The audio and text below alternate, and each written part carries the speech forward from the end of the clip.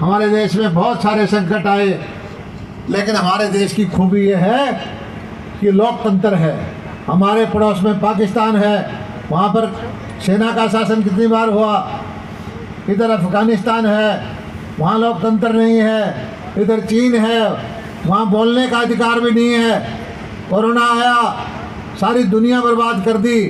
चीन वाले कहते हैं हमारे यहाँ कोरोना नहीं है, क्योंकि उनकी मर्जी है, वो बताएं तो सही, ना बताएं तो सही।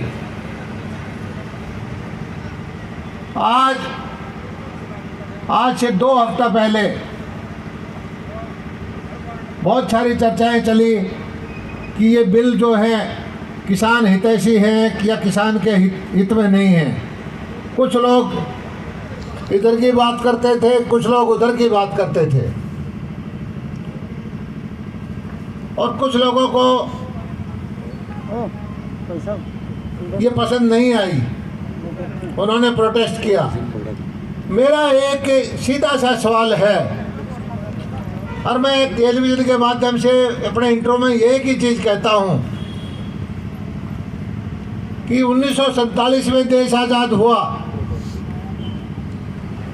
सारे देश ने तरक्की की, खाद्यान्न की कमी थी, देश खाद्यान्न इंपोर्ट करता था। लेकिन आज हमारे किसानों के पसीने की बदौलत, किसानों की मेहनत की बदौलत आज हमारे पास अगले सालों साल तक के खाद्यान्न भंडार भरे हुए हैं। देश खाद्यान्न से परिपूर्ण हो गया।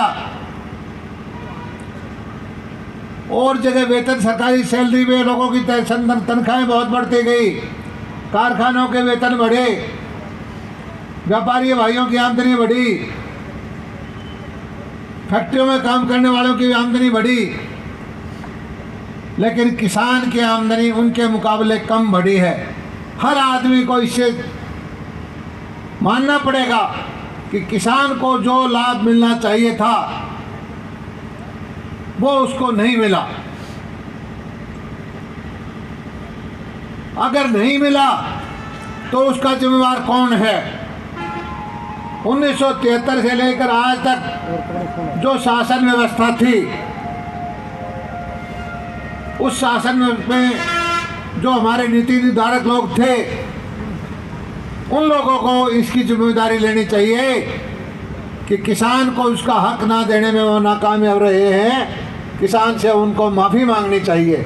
और इसमें सबसे ज़्यादा लंबा कालखंड है तो कांग्रेस का है, जो आज किसान हितैषी होने का ढोंग कर रही है।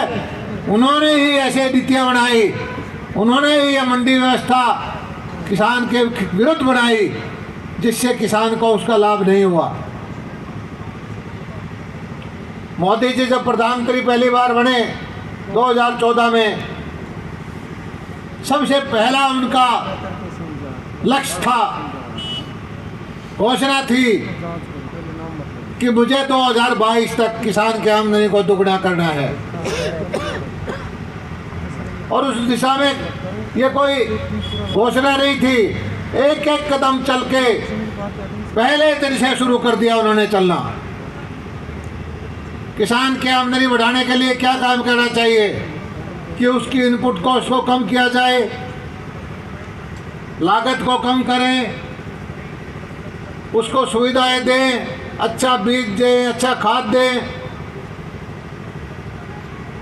उसको जोखिम फ्री करें, पूंजी सस्ती दें, ब्याज के चंगुल, साहूकार के चंगुल से उसको निकालें, और जब उसका उत्पादन तैयार हो जाए तो उसको एक अच्छी मंडी उपलब्ध कराएं। और इस दिशा में उन्होंने बहुत महत्वपूर्ण काम किए हैं।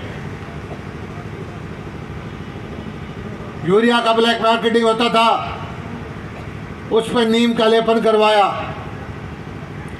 हजारों हजार करोड़ रुपया सब्सिडी का जाता है भारत सरकार का यूरिया को। अगर सब्सिडी डालें तो ये 270 रुपये वाला कट्टा 1000-1200 रुपये का बिकना शुरू हो जाए। पानी की बहुत सारी सुविधाएं दी, खाद बीज की उपलब्धता बढ़ाई, मिट्टी में हम ज़्यादा खाद डालते थे, सॉइल हेल्थ कार्ड बनवाए, सॉइल टेस्टिंग लेबोरेटरी खुलवाई, और फिर देखा कि किसान को जोखिम हो जाता है, कभी कुछ हो जाता है, कभी कुछ हो जाता है। सारी मेहनत के बावजूद भी वो अपनी उत्पादन करने में कामयाब नहीं रहता। उसके लिए प्रधानमंत्री फसल बीमा योजना लेके आए। मुझे याद आते हैं आज से 4 साल पहले ये सारे किसान यूनियन, ये सारे कांग्रेसी जो आज भाषा बोलते हैं कि ये अदानी और अंबानी को लाभ देने के लिए कानून बनाए गए हैं, ये फसल बीमा योजना में भी यही चीज कहते थे। हमने जितना विरोध फसल बीमा योजना का सहा है, इतना विरोध और किसी चीज का नहीं सहा। और धीरे धीरे करके आप सारे इलाके के किसान बैठे हैं, आप हाथ खड़ा करके बताओ फसल बीमा योजना सही है कि नहीं है।